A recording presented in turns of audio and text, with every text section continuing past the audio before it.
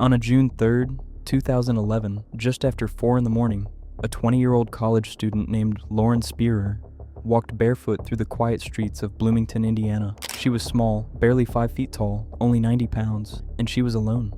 A friend's apartment was just a few minutes away, a simple walk.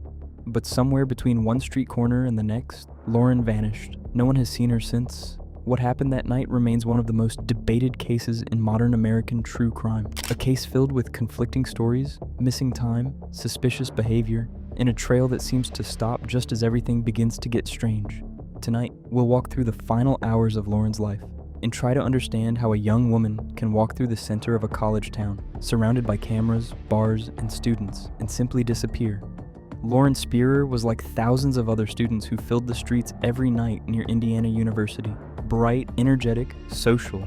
She had a tight circle of friends and a boyfriend who loved her deeply. But her health had always been delicate. She suffered from a heart condition, and her parents often worried about her safety, especially when she pushed herself socially. That week, Lauren had been going out more than usual. Parties, late nights. Friends say she didn't pace herself. She mixed alcohol with medication and rarely slept. On June 2nd, Lauren spent the evening at a sports bar with friends.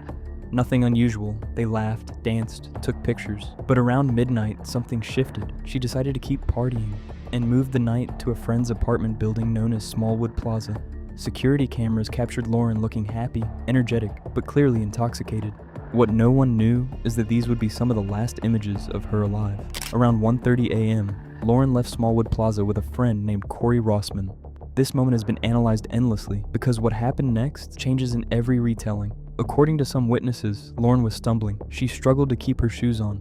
Others said she'd already taken off her shoes, holding them in her hands. The cameras show Lauren leaning heavily on Corey. Some say he was drunk too, some say he wasn't. But one thing is certain, they left together, and Lauren was in no condition to be wandering the streets alone. They walked toward Corey's apartment. Along the way, a group of men confronted Corey, supposedly angry about something said earlier in the night. A short argument turned physical. Corey was punched, hard, hit straight in the face.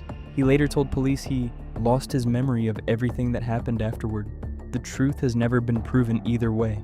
From here, Lauren's night spirals into chaos. Around 2:30 a.m., she is seen entering Corey's apartment building. More cameras capture her stumbling in the hallway. She falls against a wall. At one point, she drops her phone. She drops her purse. She even drops her keys. She leaves everything behind. Then, around 3 a.m., she leaves the building. No shoes, no phone, no bag. She walks to another friend's apartment, a man named Jay. He says she stayed briefly, then left again shortly after 4 a.m. That's the last confirmed sighting of her. Lauren walked south on 11th Street and vanished into the dark. Every person involved had a slightly different version of events, and nothing lines up perfectly. Police quickly noticed something disturbing. Everyone around Lauren that night lawyered up almost immediately, refused further interviews, stopped cooperating. Her boyfriend, Jesse Wolfe, wasn't there that night, but he cooperated fully. He begged for answers. He passed every polygraph. But the friends Lauren was last with, many of them avoided the police. Why? That question has followed this case for over a decade. Detectives explored every theory. Was Lauren abducted by a stranger? Possible, but unlikely. Lauren's exact path wasn't predictable. It was late, the streets were empty, and her walk was short. No one knew she'd be there. Was she harmed by someone she trusted? This theory gained traction. All the men involved refused polygraphs. Some hired high-powered attorneys within days. Their stories contradicted each other. Who she saw, how long she stayed, what condition she was in. And then, there was the biggest red flag. None of them appeared emotional about her disappearance. Not one. At one point, detectives considered an even darker possibility. Lauren was tiny. She was intoxicated. She had a heart condition. Students reported heavy drug use in the area that night. Was it possible that Lauren overdosed in one of the apartments and the people she was with panicked? Was her disappearance an accident followed by a cover-up? This theory is still considered the most likely because there is one detail that can't be ignored. Not one of Lauren's last known companions ever helped search for her. Not one volunteered to hang flyers. Not one of them joined the massive search parties her family organized. Why? Lauren's parents never stopped looking. For years, they returned to Bloomington every few months, retracing steps, talking to students, begging for the truth. At one point, they received a tip about a body buried in a cornfield. Another time, about a suspect burning clothes the morning she vanished. Every lead ended the same way, inconclusive. Years passed, students graduated, people moved, but the silence remained.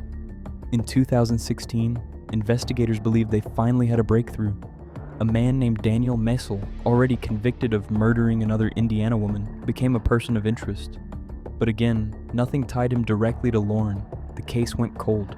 Today, more than 13 years later, Lauren's disappearance remains one of the darkest mysteries in the United States. A vibrant young woman walked barefoot through the center of a college town surrounded by cameras, bars, apartments, and hundreds of other people, yet somehow left no trace. No remains, no personal belongings, nothing. The only people who truly know what happened to her either won't say or claim they don't remember. Lauren Spierer's family still believes someone is hiding the truth. The police agree, a reward still stands. The investigation is still open. And in Bloomington, the memory of that night still lingers. Because mysteries like this don't fade.